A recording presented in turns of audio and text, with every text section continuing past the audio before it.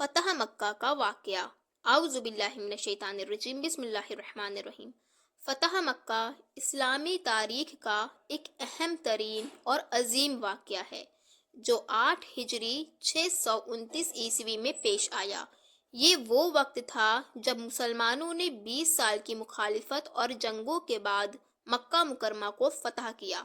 پس منظر: مکہ کا معاہدہ 6 ہجری 628 عیسوی میں حضرت محمد صلی اللہ علیہ وآلہ وسلم اور قریش مکہ کے درمیان معاہدہ حدیبیہ ہوا تھا، جس میں طے پایا تھا کہ دونوں فریق 10 سال تک جنگ نہیں کریں گے اور مسلمانوں کو مکہ آنے کا موقع دیا جائے گا۔ لیکن اس معاہدے کے بعد قریش نے کئی بار اس کی خلاف ورزی کی۔ دوسرا، قریش کی خلاف ورزی۔ قریش نے ایک دوسرے قبائل سے مل کر معاہدہ کی خلاف ورزی کی اور مسلمانوں کے ساتھ جنگ کے لیے تیار ہو گئے۔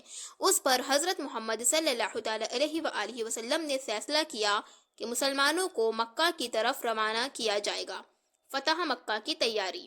حضرت محمد صلی اللہ علیہ وآلہ وسلم نے 10,000 صحابہ کرام کے ساتھ مکہ کی طرف پیش قدمی کی۔ اس میں تمام مسلمان شامل تھے، چاہے وہ ہجرت کر کے آئے تھے یا بعد میں اسلام قبول کیا تھا۔ مارچ کی تیاری۔ حضرت محمد صلی اللہ علیہ وآلہ وسلم نے اپنی فوج کی مکمل تیاری کی اور بہت رازداری سے اس کی منصوبہ بندی کی تاکہ قریش کو پہلے سے خبر نہ ہو سکے۔ مسلمان 10,000 کی بڑی تعداد میں تھے جو مکہ کی طرف روانہ ہو رہے تھے۔ قریش کی حالت۔ قریش اس فوج کی آمد سے بے خبر تھے اور انہیں اس بات کا کوئی اندازہ نہیں تھا کہ مسلمان اتنی بڑی فوج کے ساتھ مکہ کی طرف بڑھ رہے ہیں۔ جب قریش کو اس حملے کا علم ہوا تو وہ پریشان ہو گئے، مگر ان کے پاس اتنی طاقت نہیں تھی کہ وہ اتنی بڑی فوج کا مقابلہ کر سکیں۔ مکہ کی فتح۔ مکہ میں داخلہ۔ 20 رمضان 8 ہجری 629 عیسوی کو حضرت محمد صلی اللہ علیہ وآلہ وسلم کی فوج مکہ پہنچی اور مکہ کے قریب مقام قدا پر ان کا خیمہ نصب کیا گیا۔ دوسرا، سخت مقابلے کی عدم ضرورت۔ حضرت محمد صلی اللہ علیہ وآلہ وسلم نے فیصلہ کیا کہ مکہ کے لوگوں کو امان دی جائے اور اس لیے کسی بھی جنگ کی ضرورت نہیں پڑی۔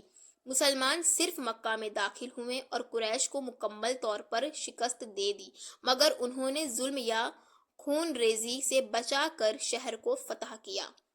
مکہ کی فتح۔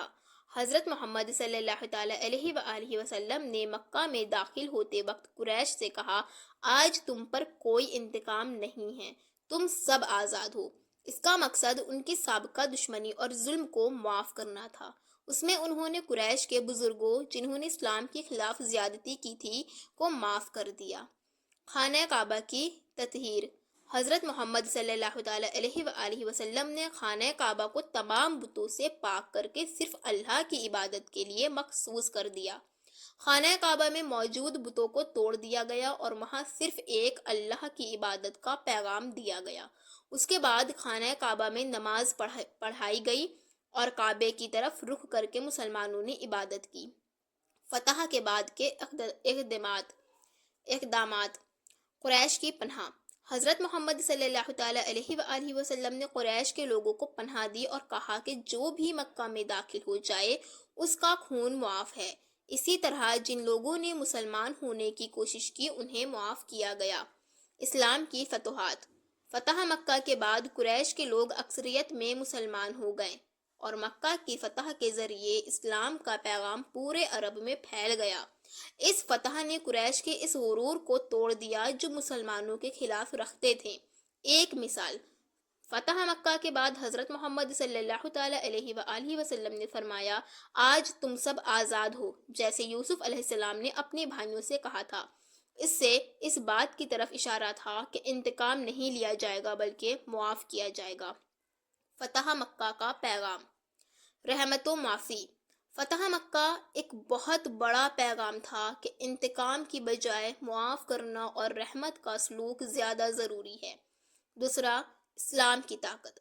فتح مکہ سے یہ بھی ظاہر ہوا کہ اسلام ایک طاقتور دین بن چکا ہے اور اللہ کی مدد سے کسی بھی مشکل کا سامنا کیا جا سکتا ہے۔ مکہ کی مرکزی حیثیت۔ مکہ کی فتح کے بعد اس کی مرکزیت بڑھ گئی اور مسلمانوں کے لیے یہ شہر عبادت و حج کے لیے سب سے اہم جگہ بن گئی۔